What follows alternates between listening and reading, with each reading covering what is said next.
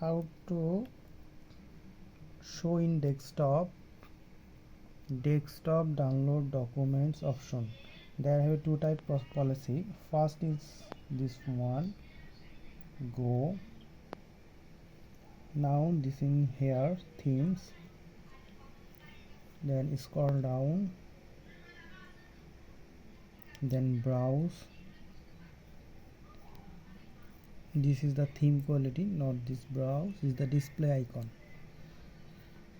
desktop icon.